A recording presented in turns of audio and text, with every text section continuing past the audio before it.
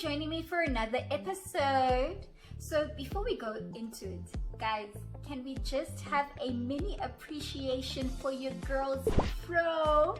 Like, do you like? Because I love it. Look at the color. I have finally managed to get my hair to the color that I have always desired. I am so excited. I am so obsessed. Oh my gosh, like I wanted to get braids, but let's keep the hair going. Anyway, let's get into it. So in today's episode, we are going to be talking about Formula One.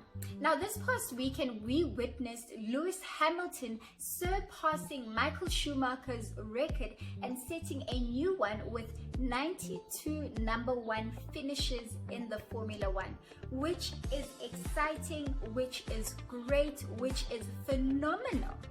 But the problem that I am having is people asking what would have happened if Michael Schumacher, one, hadn't retired or hadn't had the accident.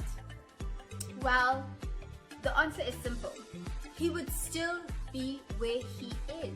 He would still be at 91 wins. Why? Well, because Ukai had two retirements. He first retired in 2006. He then came back in 2010 up until 2012. In the 2 years that he was back in between 2010 and 2012, he only managed to have one podium finish. Not a number one finish, but rather a podium finish, meaning that his 91 wins were all achieved before his retirement in 2006. And then his accident, it happened after his second retirement. So your questions have become null and void.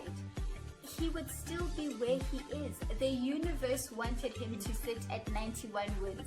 This is now Lewis Hamilton's time to shine and to set new record-breaking finishes where we are not even sure where he's going to finish. Right now, we should be rooting for that 100th win. You know, 3 digits, not 2 digits anymore. We're not in the 10s, the 20s, the 30s, the 40s. We are in the hundreds. So let's rather root for him to get there. And another conversation that I would rather have is around the similarities that Michael Schumacher and Lewis Hamilton have. Let's take, for example, the dynamic of their team.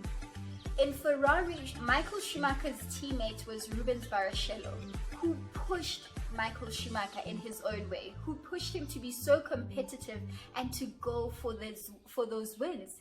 In the same stance, you also have Bottas pushing Lewis to be like, dude, do your best. We are competing against each other, where you have such a strong, powerful team dynamic which pushes you to be the best that you can be. So I was so interested in, those dynamics and the similarities between the two. I think they are both great because, when people ask what would have happened if he hadn't retired, what would have happened if he hadn't had the accident, his record being surpassed does not mean that he is less of the GOAT that he is. He is still in that record, he is still in those record books. He has still set history, but someone in a new era has taken over the reins of the historics, and really not taken over the reins, but rather has added to the history books. So he is still a GOAT. And I do believe that Lewis Hamilton is also right next to Michael Schumacher as being that GOAT. And I'm looking forward to watching more of his races, more of his record-breaking races, because from now on, it's just record after record after record after record with every first finish that Lewis Hamilton will manage in his run before his official retirement. So let's just support the guy, guys.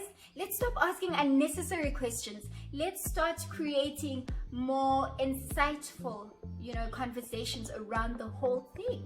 But that's the end of today's conversation. Don't forget to press that subscribe button down below.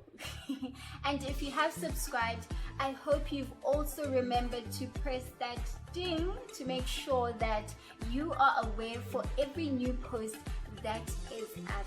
Thank you so much for watching. Until next time. Mwah.